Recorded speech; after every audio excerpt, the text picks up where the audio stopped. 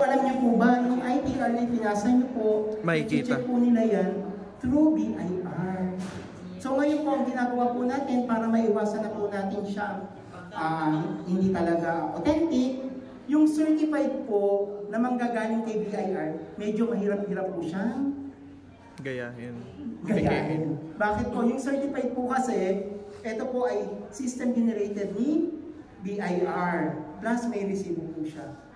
Pag chinek po, 150 lang po yung makikita ang presyo. Yes, ma'am. Pero sir, paano yun sir? Kasi di ba hindi naman lahat ng negosyante nagdi-declare ng tama? Ito po. Kasi may in-house sila di ba? Totoo po yan. Pero alam niyo po ba ngayon sa certified, sa ITR, dati ang kinukuha ng pag-ibig net income, di ba? Ngayon po, hindi na net income ang basis ng pag-ibig pag-evaluate. Ano po yung basis nila? Gross. Gross. 12. Yun po, gross na. Hindi na yung net. Kasi dati hirap na hirap tayo, di ba? Net, di-divide sa 12. Ngayon po, hindi. Gross na yung pinagbabasihan ng pag-ibig divided by 12 months. Yun po yung pagkakaiba natin ngayon. Medyo hindi na po kailangan pang taasan ng mga buyer nyo. O sino dito nagtaas ng ITR? Wala, ang mabait. Kasi dati po kailangan mataas di ba? Para makuha natin. Ngayon hindi po, nakabase na po sila kay gross income. Pero i-check nyo pa rin po yung ITR ha. Baka po yung ITR, ito nga yung gross income. Pagdating naman sa net pay, negative pa. Ay, tandaan nyo mo, hindi mo yung makakautang kay Pag-ibig. Bakit? Sasabihin ni Pag-ibig, malaki nga ang gross. Wala namang natitira. I-check pa rin po natin. Pero si basis ngayon, gross income po. Para naman po kay self-employed, ulit tayo, ito yung commission basis. Ito ipapasok po yung mga ahente, tayo, broker, everything na po. Dito po, kailangan pa rin natin certified true copy ng ITR po from BIR. Plus, 1-year voucher at saka 1-year na bank statement po, tsaka ID ng HLURB. Sir, okay lang ba yun? Bank statement lang? Hinahanap ang ITR kapag ka voucher po, ayaw, wala. Mga commission based. Bakit? Kasi di ba tayo naman, nakakakuha naman kasi kayo ng quarterly. Di ba may quarterly naman tayo kasi nakukuha sa mga developer or sa inyong mga broker po. May quarterly kasi yan na din. Yun po kasi pwede nyo na i-file. Kasi po bakit? Yung po kasi nabawasan na kayo ng tax doon, ipapile nyo na lang po yun, wala kayong babayaran. In excess of 500,000. Kasi nabawasan na po kayo ipapile nyo na lang yun sa mga agent po. So pag agent, kailangan po natin ay certified true copy ng ITR po. Kapag OCW po tayo, yung OCW po natin, nakabase po ang income ng OCW po based sa kanyang job contract.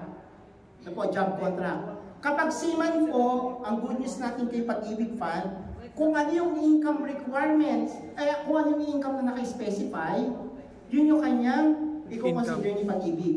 Hindi kagaya ng iba, hindi kagaya ng bangko, di ba? Kung halimbawa po, ang job contract is valid for 6 months yung mga seaman, di ba dinidivide nila ng 12? Sa Pag-ibig po, hindi. Kung ano po yung income na nakalagay po dito, yun yung monthly. Yung po yung kanyang monthly income. Plus, yung lahat po ng regular allowances doon, kino-consider ni Pag-ibig as seaman. Kasi nga naman, wala naman itong pagpupuntahan Yes po, kasi yung overtime niya, fix. Hindi naman times 12 divide 6. Hindi po. Sa Pag-ibig po, hindi po sila nagdi-divide. Ayaw po na ng divide.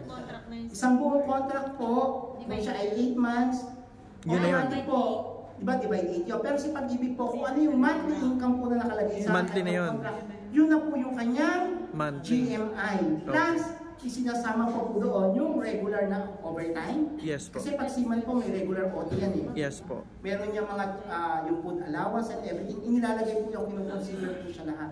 Bakit? Kasi yung seaman wala namang gagawin talaga yan kung di mag-OT na mag-OT.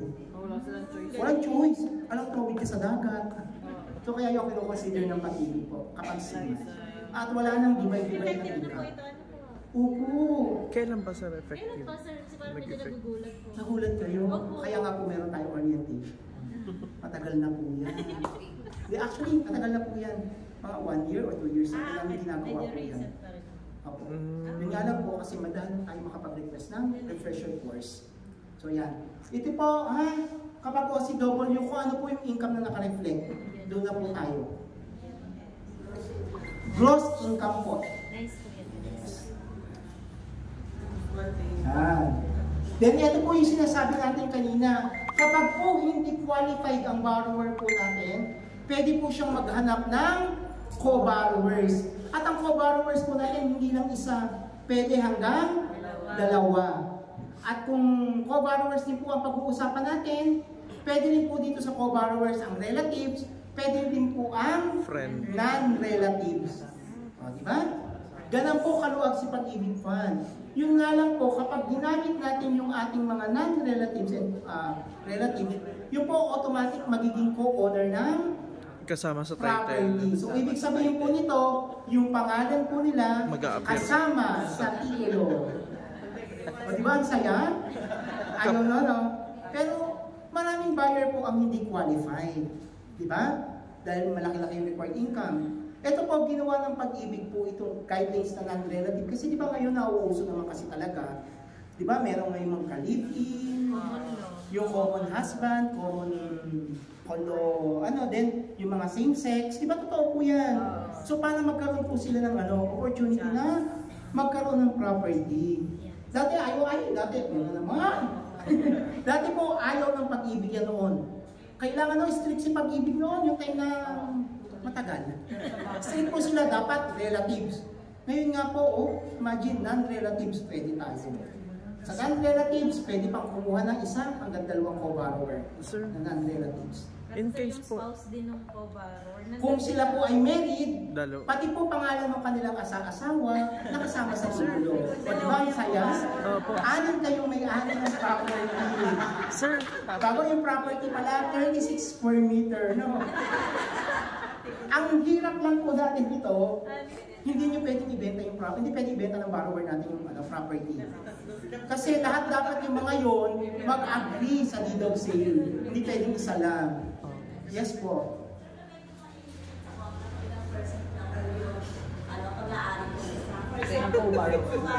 Hoy, 1% ka lang. Yung isa to. pwede naman siguro. Ma'am, wala pong ganyan. Kasi po, pag naging co-borrower ka, ikaw ay co-owner. Ibig sabihin, wala pong pagpaparte. Isa lang po ang inyong pagkakalagyan. Kung ang naging co-borrower ka man lang sa 5,000 income, wala tayong magagawa doon. Ang accountability po, ibig sabihin po nun, kung ano po yung ginagawa sa principal, yun din po ang gagawin ng co-borrower. Ibig sabihin po, iisa po ang rights nila. Pero, Hindi dahil co-borrower ka, hindi ka pwedeng makipag-usap sa transaction. Hindi po. opo. Sa MRI, yan, nadi-discuss natin. Di ba dito po sa MRI, hanggang 2 ang co-borrower natin. So, ibig sabihin, 3 borrower. Dapat po dito, kung may 2 co-borrower kayo, ang panalangin gabi-gabi, dapat po sabay-sabay sila. Grabe po. Bakit po? Kasi pag isa lang ang namatay, yung 2 po, ipokontiin nila ang housing loan. Halimbawa naman po, 3 ang borrower, 2 lang ang namatay. Kawawa naman yung isa. Sumabay na. Isa ang magbabayad. Pero, ang good news noon, yung portion lang niya ay babayaran. Hindi yung buo. Kaya dapat ang panalangin ng mga borrower, kapit-kapit sa gabi. Sabay-sabay. Damay-damay. Walang iwanan. Yun po, ganun po sila kasi tinitreat po nila ang co-borrower as co-owner. Pero, Hindi naman ang babayaran. Yun ang babayaran. Pero tandaan po natin, pagdating sa titulo, hindi naman nakalagay pangalan, Emer Pasilona, 50%. Mario de la Cruz, 25%. Diba? Wala pong ganun eh. Kasi isa po ang kanilang rights pagdating doon. Yun nga lang po, nagkakaiba-iba pagdating sa MRI. Dapat po, kung ano lang yung covered niya, yun lang po yung nababayaran. Kaya dapat po, tumuan natin yung may mga 3 kuba, 2 co-borrower ha. Sabay-sabay. Panalangin sa gabi. sabay-sabay. Sabay-sabay. Sir, Yes ma'am. Alin po? Kasama po dito ang total disability. Ano po yung ibig sabihin ng total disability? Hindi na po nakakapag-trabaho. Halimbawa po, na-opera sa abdo. Total disability na ba? Hindi po. Dapat ang panalangin din po nila pag ako po ay na-aksidente, dapat putol ang dalawang kamay, putol ang dalawang paa. Kasi hindi ka na pwede magtrabaho. Yun po yung ibig sabihin ng total disability. Kasi kapares din po yan ha. Sir, Buhay naman daw. sir, how about kung bago maggawaan ng titulo sabihin na i-remove yung mga ano?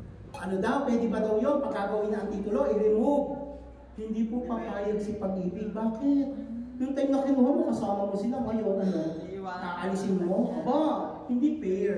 Kasi tandaan niyo po, kung ano ang dokumentong ipinasok natin kay Pag-ibig, yun din yung dokumentong dadalhin natin kay Registry of Deeds. Hindi po pwedeng, uy, principal na lang. Kasi yung dalawa naman, ginamit ko lang talaga yan eh. Wala talagang pagbabayad yan. Dokumento lang yan. Hindi gano'n.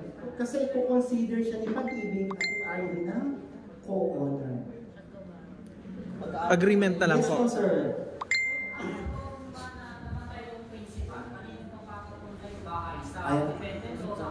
Nagagalit Oh, ako. namatay ang principal buyer. Nagagalit. Hindi pa po fully paid ang bahay. Bakit po? Kasi ang namatay pa lang po, principal buyer. May co-borrower pa po siya. Yung co-borrower po dapat mamatay din. Pag namatay po yung dalawang co-borrower, kanino mapupunta ang bahay at lupa? Sa lahat po, no property mapupunta po sa heirs no tatlong mo. Hindi lang po mapupunta kay principal buyer. Tandaan niyo po, co-owner din yung dalawa. Yes, sir. Sir, ano po? Ano sir? Nagagalit ako.